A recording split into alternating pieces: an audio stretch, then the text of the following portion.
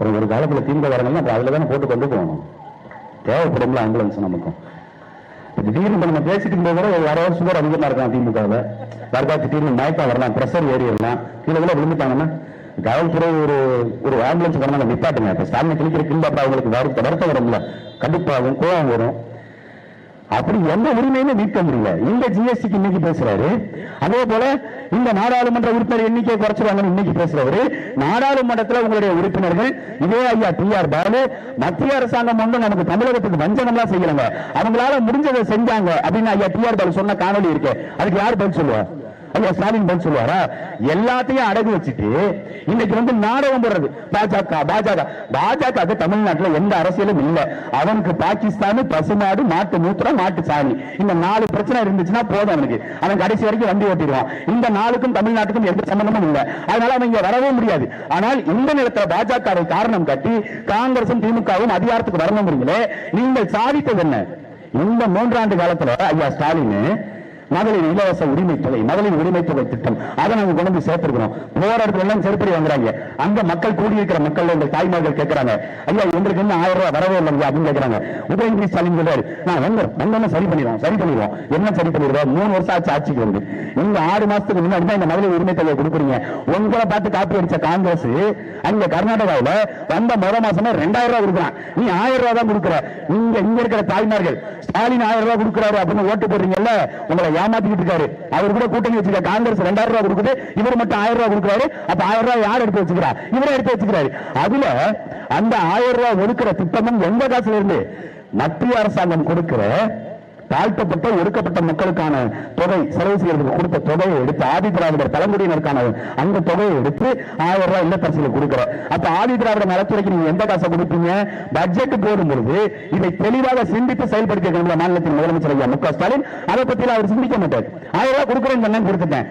அதுக்கு அவங்க கட்சியில் இருக்க அவர் பேர் என்ன, ஆர்.எஸ்.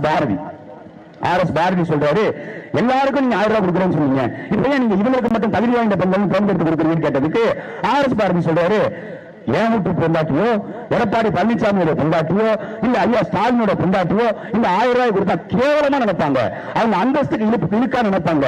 நமக்கு எப்படி கேட்க தோணுதுன்னா, ஏன் பொண்டாட்டிலாம் தங்கத்துல செஞ்சிருக்கு, எங்க பொண்டாட்டிலும் தகரத்துல செஞ்சிருக்கா, ஏன் எங்களுக்கு அந்த அவமானம் இருக்காதா, எங்களுக்கு அந்த கஷ்டம் இருக்காதா? எங்கள் வீட்டு தாய்மார், என் அம்மா, என் சித்தி, என் அத்தை, என் அக்காவுக்கு நீ 1000 ரூபாய் கொடுக்குறீங்க. அதுக்கு திட்டத்துக்கு பேர் யாரு? கலைஞர் மகளிர் உரிமை தொகை திட்டம். அது என்ன கலைஞர்?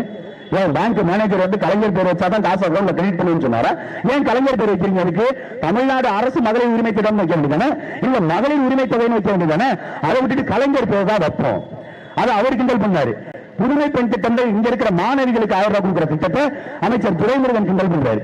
இந்த 1000 ரூபாய் வாங்கி நல்ல செல்போனை வாங்கிக்கணுமா, அந்த செல்போனை நல்லா ரீசார்ஜ் பண்ணிக்கங்க, நல்ல படமா பாருங்க போன்ல, அதுவும் போறதுதான் நைட்ல நைசா யார்ட்டையாவது பேசு. ஒரு அமைச்சர் பண்ற வேலை மாமாவளைய பார்க்க நீங்க அப்படின்னு நம்ம கேட்டுக்கணும். நம்மளால கேட்கறது இல்லையா? என்னப்பா 1000 ரூபாய் காசு வருது, நம்ம இதை போய் இதுக்கெல்லாம் பேசிட்டு அப்ப நம்ம கடந்து போயிடுறோம். அவரு பத்து போட்டுக்காரங்க கதிரானவன் ஏற்கனவே பாராளுமன்ற உறுப்பினர், இப்ப பாராளுமன்ற உறுப்பினராக அங்க வேலை தொகுதியில நிற்கிறாரு. அவரு இன்னும் எல்லாம் பல இருக்கீங்க, மேக்கப் போட்டு வந்தீங்களா, பேரல் ஒண்ணு போட்டீங்களா, 1000 ரூபாய் காசு வந்துச்சா, ஸ்டாலின் காசு வந்துச்சா அப்படிங்கிற ராகவலாரன் சொல்ற படத்துல கேட்டாங்க காஞ்சனால, எல்லாருக்கும் தெரிஞ்சிச்சா அப்படின்னு அதே டோன்ல யாரு காசுல நீ பேரலூர் வாங்கி போட்டுருக்கன்னு சொல்ற? எங்களுடைய காசுல, எங்களுடைய வரிப்பணத்துல எங்கள் வீட்டு பெண்களுக்கு 1000 ரூபாய் கொடுக்கிற திட்டத்தை நீ இழிவுபடுத்துற. ஸ்டாலின் காசுங்கிற, ஸ்டாலின் கஷ்டப்பட்டு போய் களத்துல வந்து வேலை பார்த்து சமாளிச்சு வந்த காசா, ஸ்டாலின் போய் பணம் அடிச்சு எடுத்து வந்த காசா, இல்ல புத்தகம் எழுதுனது, புத்தகம் எழுதுறது, புத்தகத்தை படிக்கவே தெரியாது இந்த மாநிலத்தின் முதலமைச்சருக்கு, அவர் என்னத்தை போய் கிழிக்க கூடாது, அவர் சம்பாதிச்ச காசா? யாரு காசுல கொடுக்குறீங்க? அதுல பஸ் விடுறாங்களா? ஸ்டாலின் பஸ், இந்த லிப்ஸ்டிக் போட்டு முன்னாடி லிப்ஸ்டிக் மட்டும் போட்டு இந்த பிங்க் கலர்ல அடிச்சு விட்டு, அது ஸ்டாலின் பஸ். நேற்று ஒரு காணொலி ஒன்று போடுறாங்க. அந்த ஸ்டாலின் பஸ் படிக்கட்டு உடஞ்சி கீழே விழுந்துருச்சு தனியா. கண்டக்டர் டிரைவர் போய் அந்த படிக்கட்டை தூக்கிட்டு வந்துட்டு இருக்காங்க. ஸ்டாலின் பஸ்ஸோட நிலைமையை பத்தி இல்ல, ஸ்டாலினுக்கு பிக்கு கலட்டுற மாதிரி பஸ்ஸுக்கு படிக்கட்டு கலடுது. அப்ப ஸ்டாலின் பஸ் கரெக்டா தான் பேர் வச்சிருக்கேன். உண்மையிலுமே ஸ்டாலின் பஸ் தான் ஓட்ட உடசலான இஎம்பிக்களுக்கு பேர் சம்பளங்கிற மாதிரி கடை பழைய பேருந்து எல்லாத்தையும் கொண்டு வந்து விட்டு அதுல ஸ்டாலின் பஸ். எங்களுடைய வரிப்பணத்தில் வேண்டாம் இலவசம் இருப்பீங்க. அதே பொன்முடி நம்ம கோல்டன் ஹேர் விழுப்புரம், அவரு ஓசி, எங்க இருந்து அங்க போனா ஓசி, அங்க இருந்து இங்க வந்தா ஓசி, கடைசியில நீங்க எல்லாரும் ஓசியில ஒரு நாள் கழுவிங்க நாள் வரும்ல, வரும். நீ எண்ணி வச்சுக்க.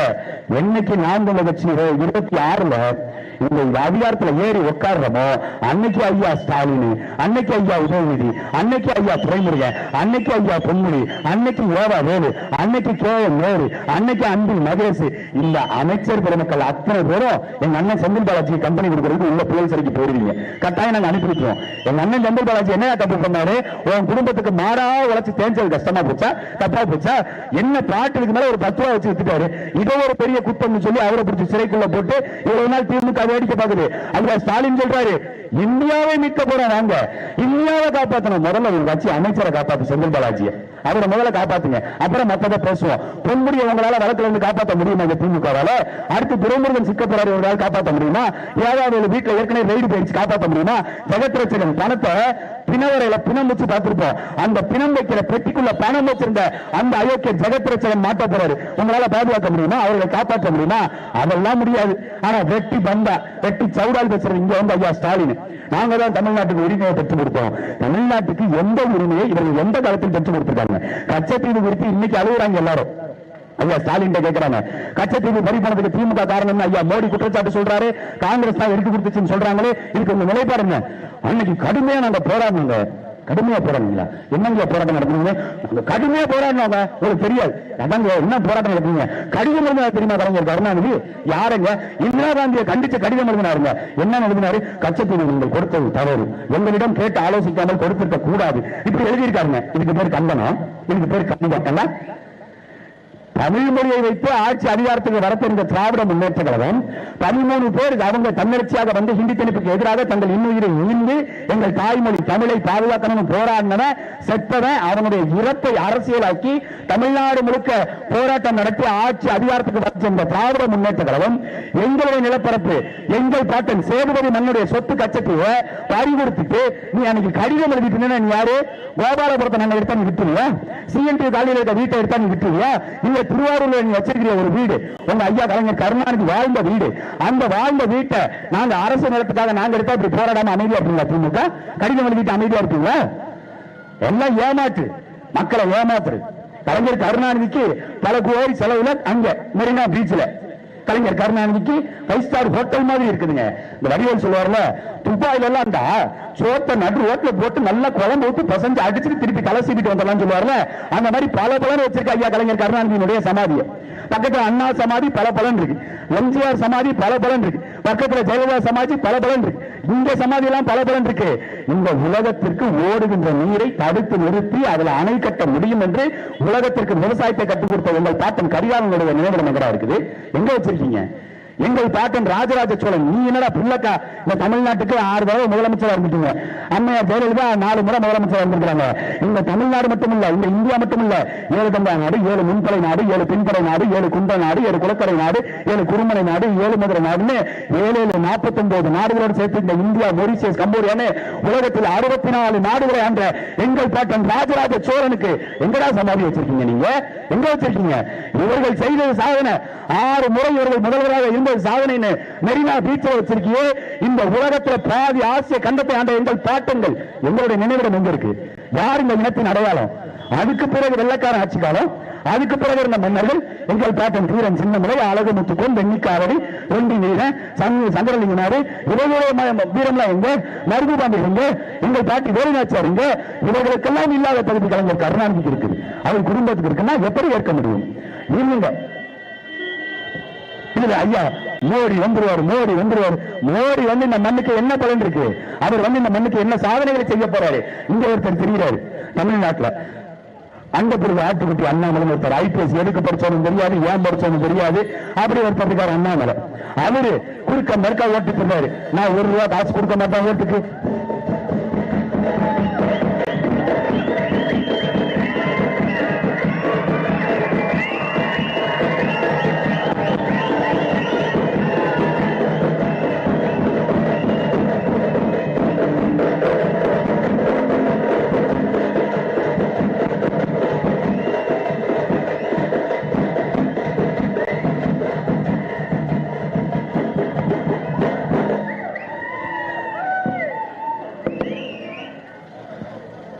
இவர்களை புறந்தள்ளிவிட்டு இந்த மண்ணுக்கும் மக்களுக்குமாக நிற்கின்ற இந்த ஒளிவாங்கி சின்னத்தில் நீங்கள் வாக்களித்து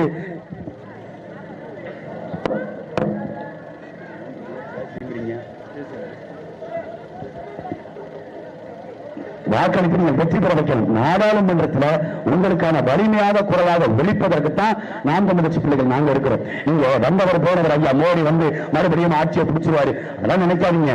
மோடிக்கு இங்க எல்லாம் எதிர்ப்பலை தான். தமிழ்நாட்டுக்கு ரோட் ஷோ நடத்துறாங்க. தொடர்ச்சியாக ஐயா மோடி வர்றாரு, தொடர்ச்சியாக ஐயா அமித்ஷா வர்றாரு, எல்லாரும் வர்றாங்க. ஆனால் ரோட் ஷோ பிசு பிசு எல்லாரும் எழுதுறான். இதுக்கு காரணம் என்ன? அவர்களுக்கு வாக்களிக்க யாரும் தயாராக இல்லை. தாமரை தமிழ்நாட்டில் ஒருபொழுதும் மலராது. தாமரை மறுபடியும் பாஜக இந்த தேசிய கட்சி இந்தியாவை ஆள வாய்ப்பு இல்லை. இந்த மாற்றத்தை விளைவிக்க நீங்கள் நினைத்தால் ஒளிவாங்கி சின்னத்தில் வாக்களித்து இந்த நாடாளுமன்றத்தில் சந்தோஷ்குமார் அவர்களுக்கு வாக்களித்து ஒளிவாங்கி சின்னத்தில் வாக்களித்து வெற்றி பெற செய்யுங்க. வரிசையின் 4 என்ன 4 வரிசையின் 4 தேடி கண்டுபிடிங்க. இந்த 3-4 கட்சியும் வேண்டாம். ஒளிவாங்கி சின்னத்தில் வாக்களித்து வெற்றி பெற செய்யுங்கள். நன்றி, வணக்கம். நாம் தமிழர், நாமே தமிழர். தமிழ் தேசிய இனத்தின் ஒற்றை நம்பிக்கை அண்ணன் செந்தமிழன் சீமான் அவர்கள் உங்களோடு.